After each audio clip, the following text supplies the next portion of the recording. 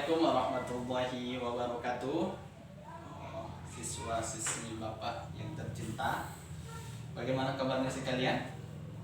Baik, masih semangat? Semangat, oke semangat.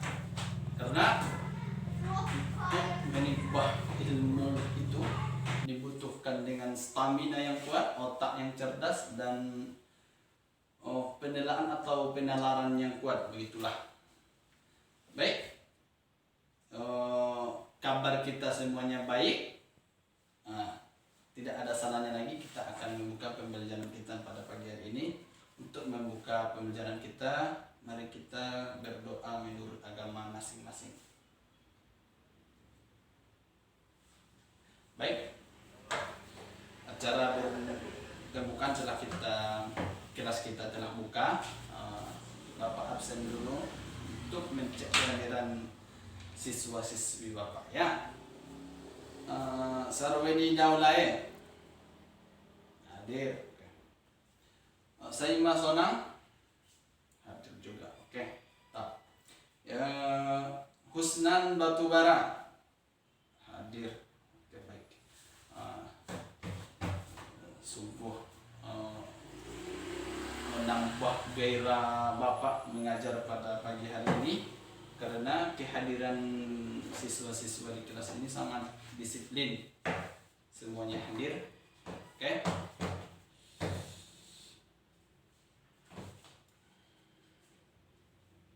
Baik, di minggu yang lewat kita sudah mempelajari apa itu sosiologi.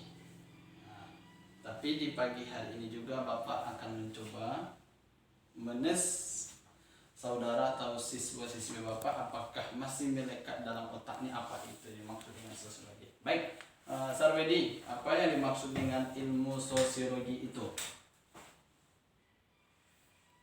Baik, bagus. Saya Masonang, apa yang dimaksud dengan sosiologi itu? Oke.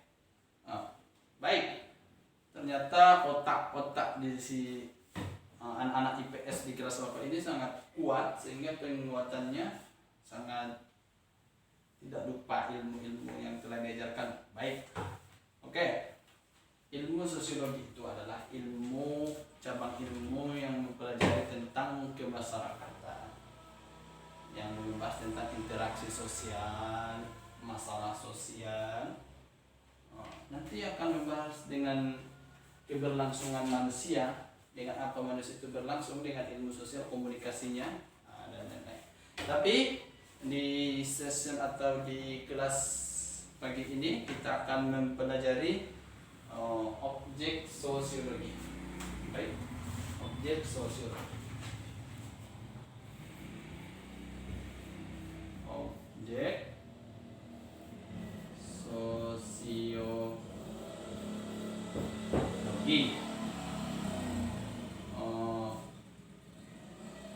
Dalam objek sosiologi membahas ada beberapa objek dalam sosiologi ini, yang di sini Bapak akan mengutarakan yang pertama, objek material.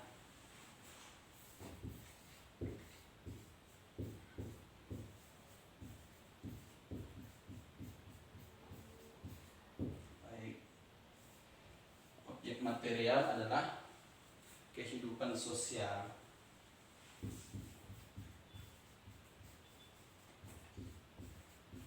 Kehidupan sosial atau gejala-gejala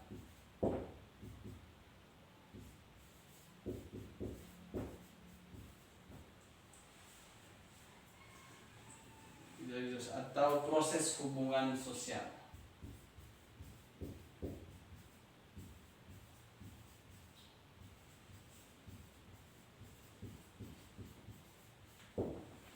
Proses hubungan sosial antara manusia dengan antara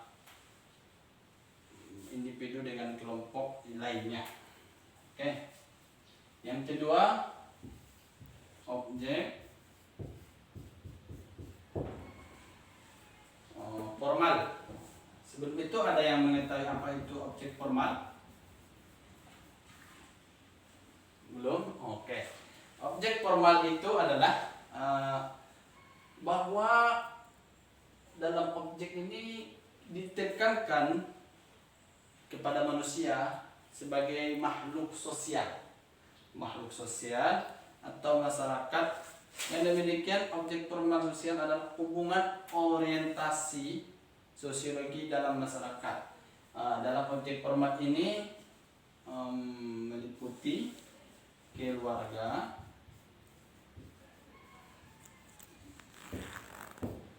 komunikasi,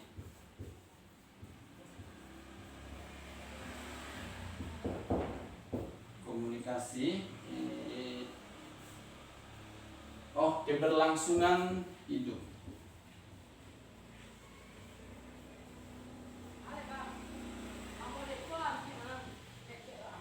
Keberlangsungan hidup atau mata pencaharian.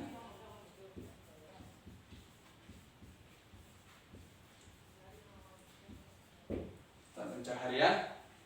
Baik. Oke, yang selanjutnya juga lembaga sosial. Sebenarnya masih banyak, tapi kita singkat-singkat saja. Berarti ada 4 yang Bapak berikan. Yang pertama keluarga, objek dalam formal itu adalah keluarga, komunikasi, keberlangsungan hidup atau mata pencaharian, dan yang selanjutnya adalah lembaga sosial. Oke. Dan yang ketiga, sebenarnya kebanyakan buku-buku hanya 2 ini yang dibahas, tapi di sini Bapak mencoba mengaitkan dengan menambahkan yang ketiga, yaitu objek budaya. Dan keempat objek agama. Kenapa kenapa Bapak tambah? Karena objek budaya dengan agama ini dapat memicu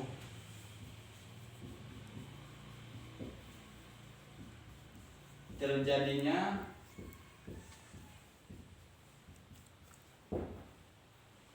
gejala-gejala sosial yang diantaranya masalah sosial,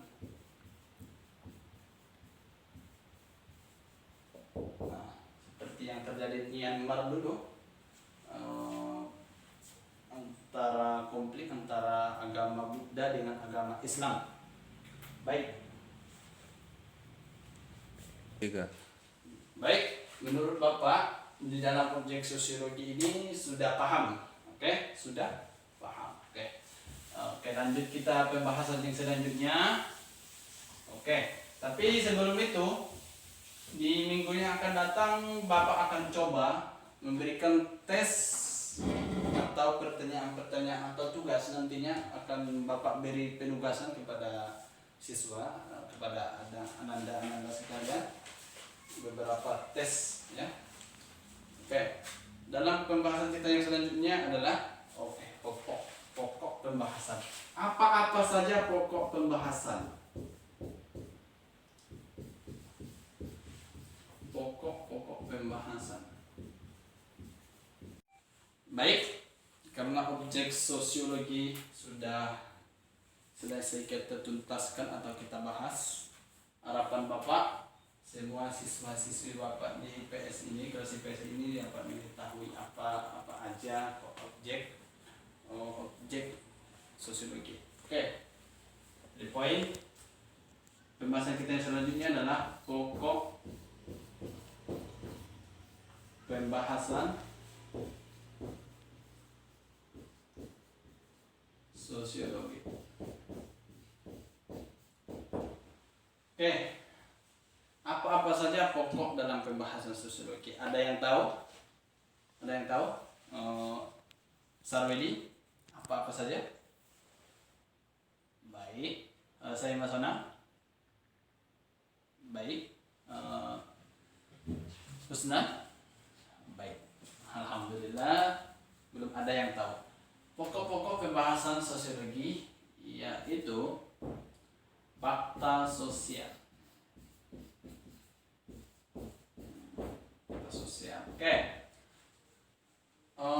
Sebelum Bapak sebelum kita membahas apa itu fakta sosial, di sini Bapak akan coba menguraikan satu ilustrasi masalah.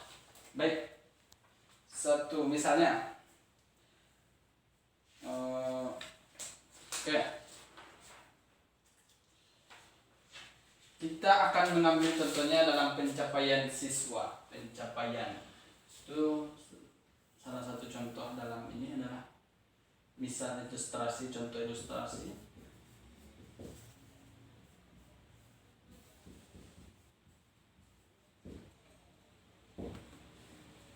Contoh ilustrasi. Seorang siswa ketika dia mau berangkat kuliah di kampusnya, pasti sudah dikaitkan dengan beberapa masalah.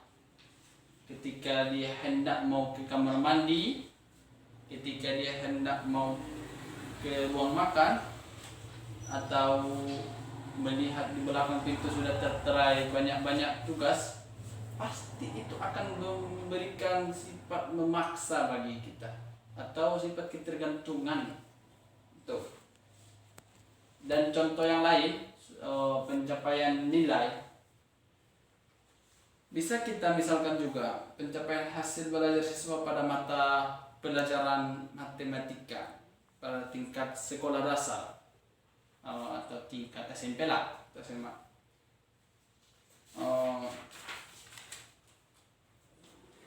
Kita pasti mengatakan bahwa jika seorang anak itu mendapatkan nilai 5, pasti kita akan mendominankan bahwa siswa itu mempunyai IQ yang kecil, IQ rendah. IQ rendah. Dan kita juga akan mengatakan bahwa gurunya tidak kompeten. Tidak kompeten dalam mengajar. Tapi di sini Emile Durkheim, salah satu pakar ahli dalam fakta sosiologi, dalam fakta sosial, dia tidak mengaitkan bahwa yang memicu masalah dalam fakta sosial ini dalam pencapaian IQ, pencapaian nilai terendah, kenapa nilai seorang siswa itu rendah. Dia tidak mengatakan bahwa itu IQ rendah. Dia tidak mengatakan gurunya tidak kompeten. Apa? Tapi dia mengatakan bahwa itu adalah yang mencakup sosial. Sosial itu bisa mencakup banyak orang. Mencakup banyak orang. Bukan hanya individu saja. Jadi di dalam ilustrasi ini yang menjadikan nilai itu rendah mungkin adalah sumber daya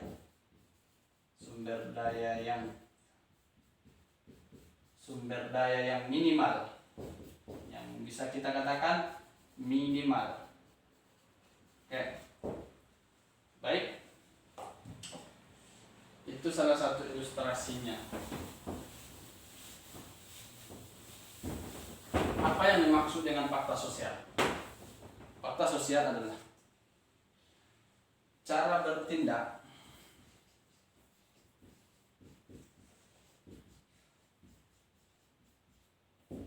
berpikir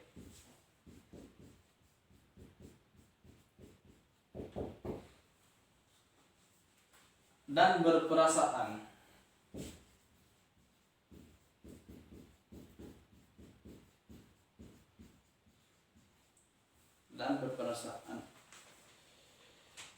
yang berada di luar individu.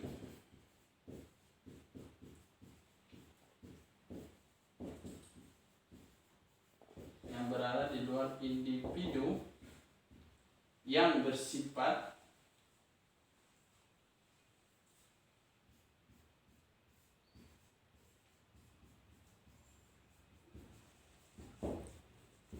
memaksa.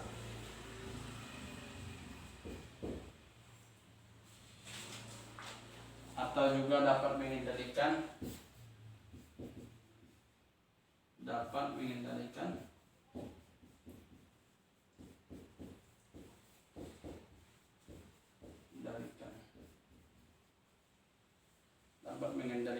individu tersebut.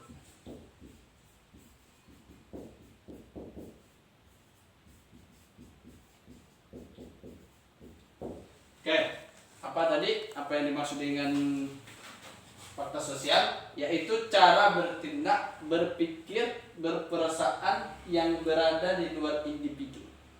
Berarti mencakup banyak, yang bersifat memaksa. Dengan ilustrasi cerita tadi, seorang mahasiswa yang ingin berangkat kuliah sudah memperlihatkan raut wajah keterpaksaannya karena banyak aturan-aturannya tertulis maupun tidak tertulis yang harus dia lakukan. Oke, pokok pembahasan yang selanjutnya yaitu tindakan sosial.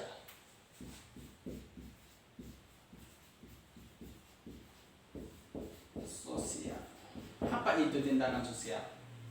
Tindakan sosial adalah sebagai tindakan yang dilakukan dengan memperhatikan perilaku orang lain.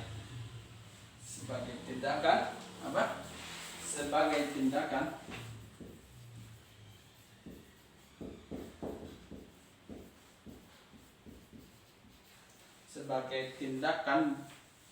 yang dilakukan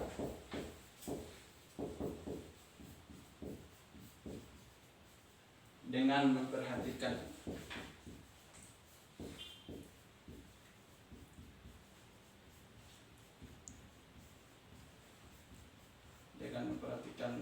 orang lain. Oke, Bapak sampaikan kembali bahwa dalam ilmu sosiologi ini kebanyakan mempelajari ilmu sosial atau suatu hal yang membahas banyak orang dan tidak terlalu mencakup dalam individual. Oke, yang dimaksud dengan tindakan sosial adalah sebagai tindakan yang dilakukan dengan memperhatikan orang lain. Oke, yang selanjutnya yang membahas dalam ilmu pembahasan sosiologi yang selanjutnya adalah khayalan sosial. Khayalan sosial. Apa itu khayalan sosial? Cara untuk memahami apa yang terjadi masyarakat maupun yang ada dalam diri manusia. Apa tadi? Bahwa ada cara untuk memahami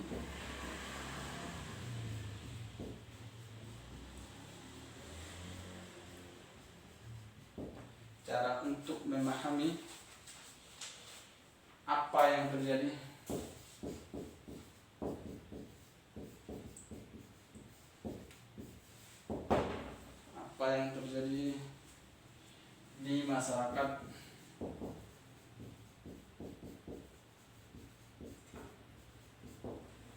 yang terjadi di masyarakat dan diri manusia.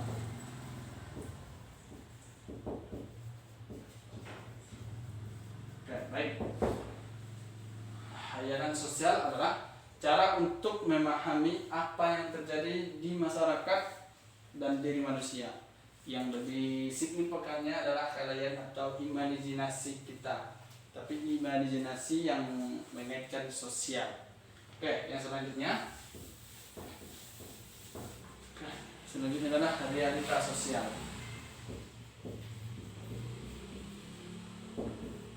Realitas sosial. Apa itu realitas sosial? Pengungkapan tabir suatu realita yang tidak terduga oleh sesuatu yang diikuti dengan aturan. Pengungkapan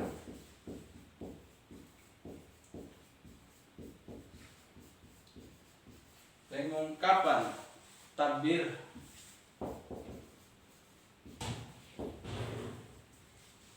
yang menjadi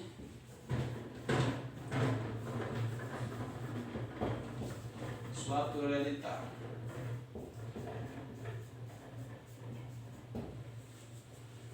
realita yang tidak terduga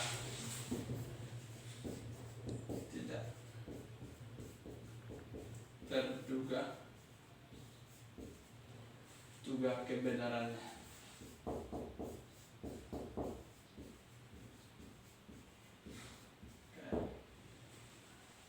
Baik, dari pokok pembahasan sosiologi yang terdiri dari 4 pokok pembahasan. Yang pertama adalah fakta sosial, tindakan sosial, khayalan sosial, dan realitas sosial. Mungkin siswa-siswi Bapak mungkin sudah mengetahui atau dapat memahami apa-apa aja pokok pembahasan sosial. Baik, menurut Bapak dalam dalam pokok-pokok pembahasan dalam sosiologi, mahasiswa dapat mengerti apa aja dalam pokok pembahasan sosiologi. Oke, dalam pembahasan kita yang selanjutnya adalah metode dan teknik dalam sosiologi.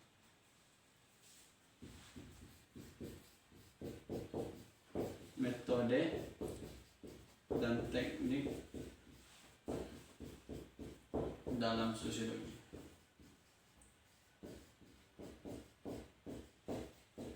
Oke, menurut Sarjono Suekanto mengemukakan bahwa pada dasarnya dapat dua jenis metode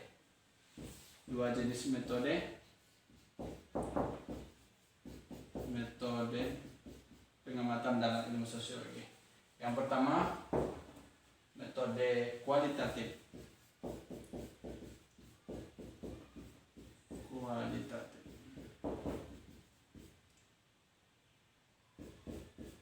Apa metode kualitatif ini? Yaitu proses pengumpulan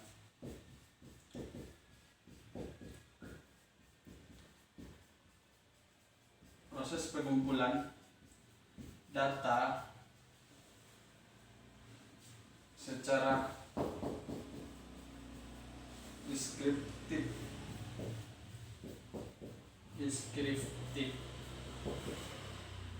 atau naratif.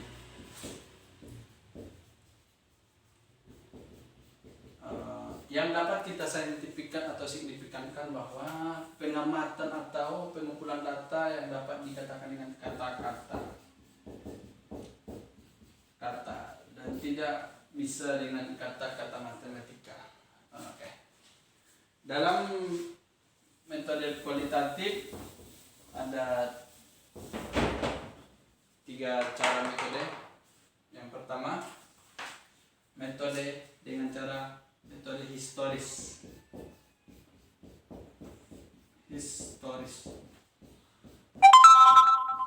Apa itu metode historis? Yaitu peristiwa di masa lalu, penelitian peristiwa di masa lampau.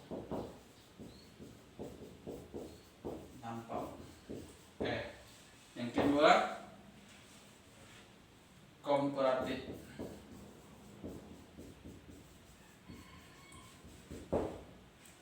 Membandingkan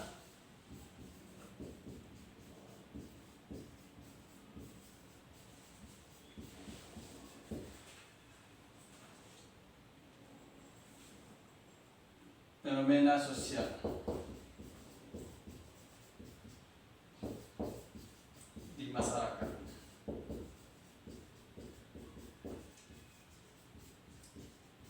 Oke. Dan yang ketiga adalah studi kasus.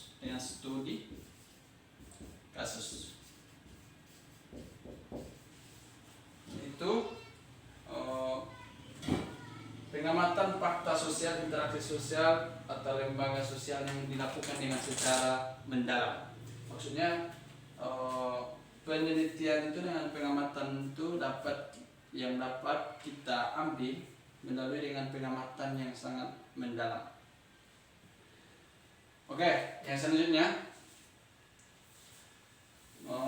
jenis metode yang kedua menurut Sujono Sukanto yaitu metode kuantitatif.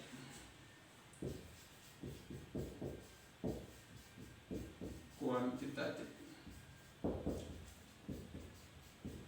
Apa itu menurut metode kuantitatif? Kebalikan daripada metode kualitatif.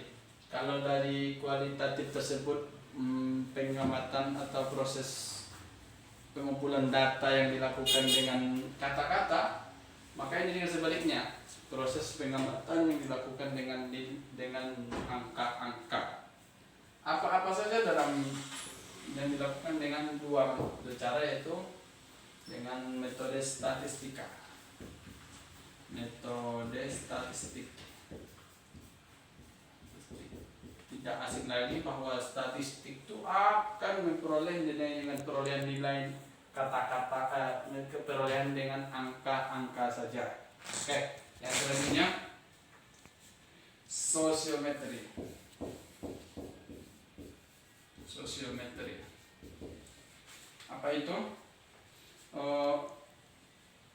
Pengamatan dengan mengidentifikasi yang dilakukan dengan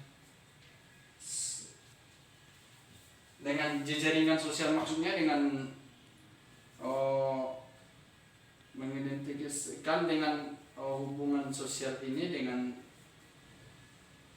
jaringan sosial lainnya gitu.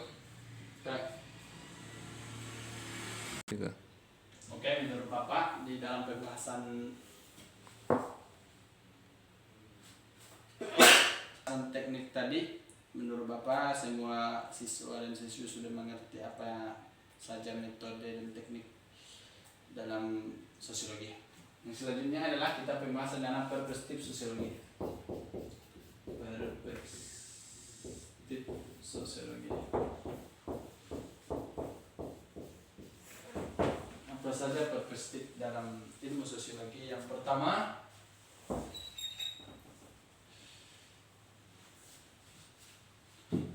perspektif interaksional.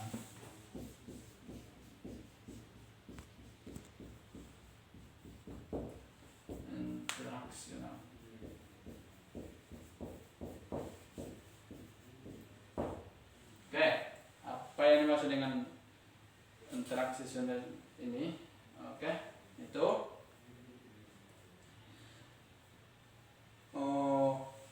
yang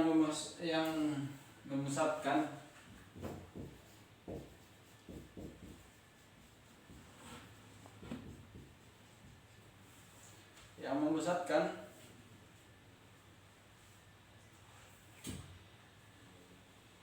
terhadap interaksi sosial,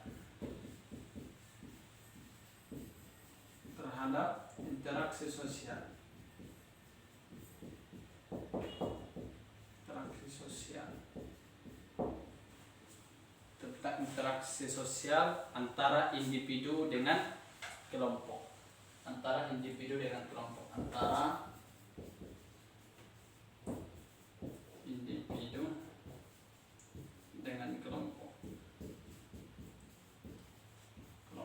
Oke. Yang selanjutnya adalah perspektif evolusionalis.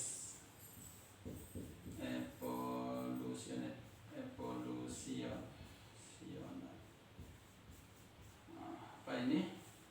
Yaitu perspektif yang memusatkan pada perubahan dan perkembangan yang muncul dalam masyarakat yang berbeda.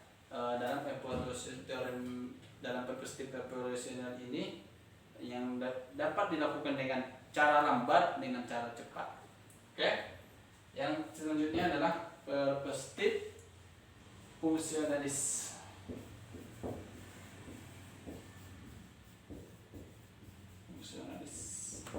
Apa yang dimaksud dengan perspektif fungsionalis adalah yang melihat masyarakat sebagai suatu jaringan kelompok yang bekerja sama secara terorganisir dan memiliki seperangkat aturan dan nilai.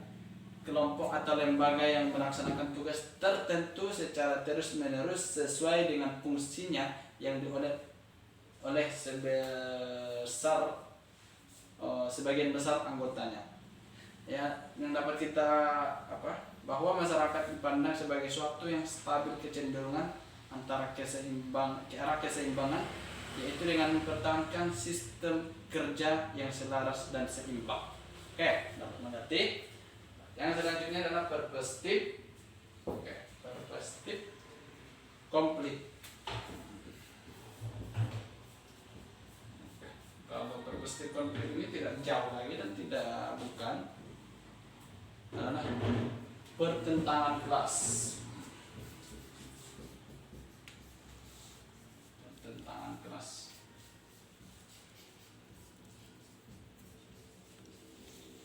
Pertentangan kelas di dalam masyarakat.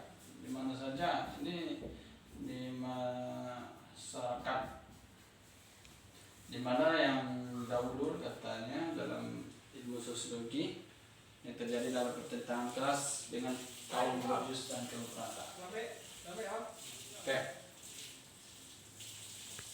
Tiga. Oh, baik. Oke.